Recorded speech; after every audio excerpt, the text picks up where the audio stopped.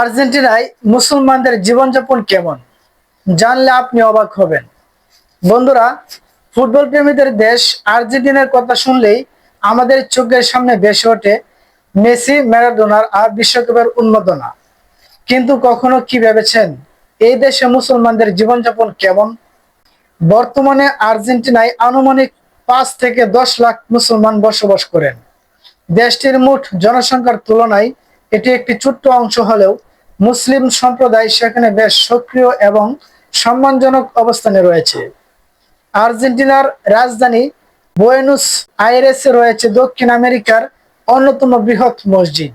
এখানে শুধু নামাজই নয়, ইসলামিক শিক্ষা এবং সাংস্কৃতিক কার্যক্রম পরিচালিত হয়। আর্জেন্টিনার সংবিধান ধর্মীয় স্বাধীনতা নিশ্চিত করে, ফলে মুসলমানরা স্বাধীনভাবে মসজিদে নামাজ আদায়, রোজা পালন, ঈদ উদযাপন এবং ইসলামিক অনুষ্ঠান আয়োজন করতে পারেন। তবে মুসলমানরা কিছু চ্যালেঞ্জেরও মুখোমুখি হন। যেহেতু দেশটির সংখ্যাগরিষ্ঠ জনগণ খ্রিস্টান, তাই অনেক এলাকায় হালাল খাবার খুঁজে পাওয়া তুলনামূলক কঠিন হতে পারে। তবে বড় শহরগুলিতে হালাল রেস্টুরেন্ট এবং ইসলামিক সেন্টারের সংখ্যা ধীরে ধীরে বাড়ছে। রমজান মাসে মুসলিম পরিবারগুলো একত্রে ইফতার করেন এবং ঈদের দিন মসজিদ এবং ইসলামিক সেন্টারগুলোতে আনন্দঘন পরিবেশ সৃষ্টি হয়।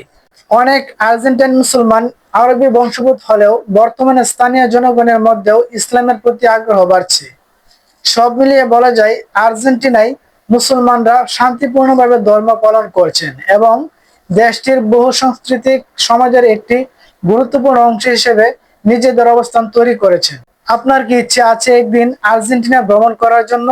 কমেন্টে জানাতে বলবেন না। ভিডিওটি ভালো লাগলে লাইক দিন, শেয়ার করুন এবং সাবস্ক্রাইব করুন আমাদের চ্যানেল। আর বিশেষ করে এই বিষয়টি সারা বিশ্বের মুসলমানদেরকে শেয়ার করে অবশ্যই জানিয়ে দিবেন। ধন্যবাদ। এরকম সুন্দর সুন্দর ভিডিও পেতে আমাদের চ্যানেলটি সাবস্ক্রাইব করে পাশে থাকুন। যারা এই ভিডিওটি ফেসবুক থেকে দেখছেন তারা অবশ্যই পেজটি ফলো করুন। আল্লাহ হাফেজ।